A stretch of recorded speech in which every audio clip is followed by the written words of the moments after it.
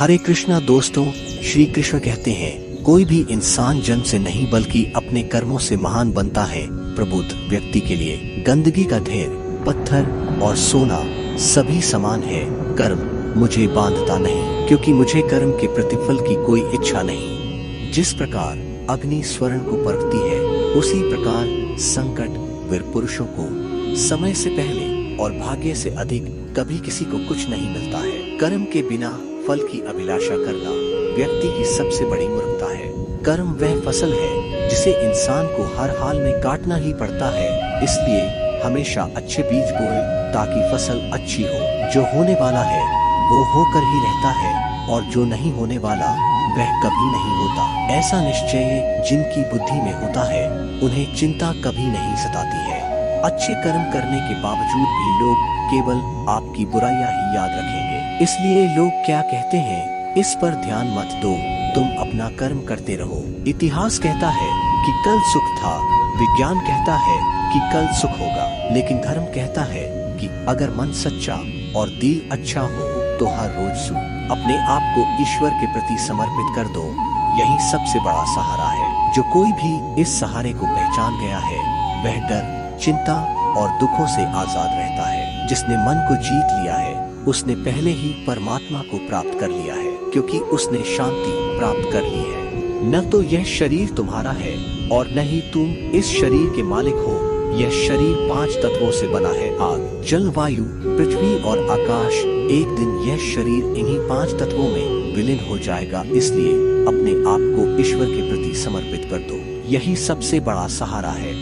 जो मनुष्य जिस प्रकार से ईश्वर का स्मरण करता है, उसी के अनुसार ईश्वर उसे फल देते हैं। कंस ने श्री कृष्ण को सदैव मृत्यु के लिए स्मरण किया, तो श्री कृष्ण ने भी कंस को मृत्यु प्रदान की। अतः परमात्मा को उसी रूप में स्मरण करना चाहिए जिस रूप में मानव उन्हें पाना चाहता है।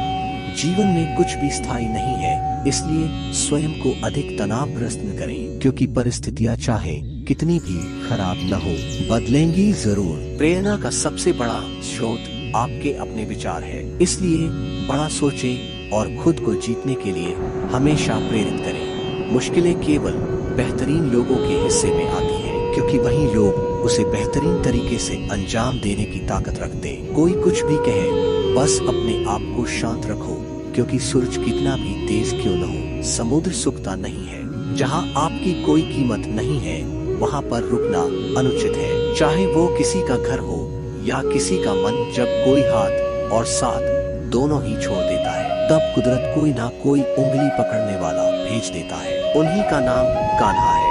सिर्फ दुनिया के सामने जीतने वाला ही विजेता नहीं होता, बल्कि किन रिश्तों के सामने कब और कहां पर हारना है, यह जानने वाला भी विजेता होता है। जो लोग बुद्धि को छोड़कर भावनाओं में बह जाते हैं, उन्हें हर कोई मूर्ख बना सकता है।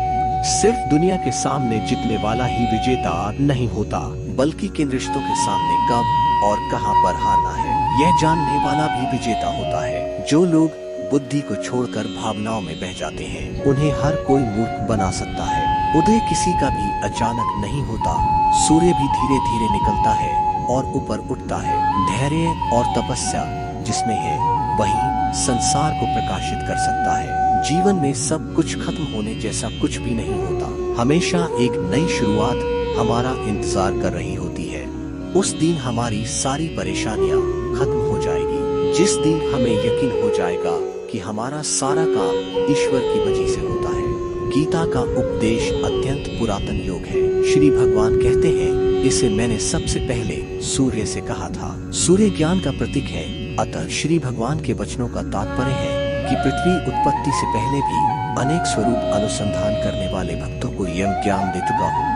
यह ईश्वरीय वाणी है जिसमें संपूर्ण जीवन का सार है एवं आधार है। गीता में भगवान कृष्ण का एक उपदेश बताता है कि मनुष्य को सदैव अभ्यास करते रहना चाहिए। अभ्यास करने से मनुष्य का जीवन आसान हो जाता है।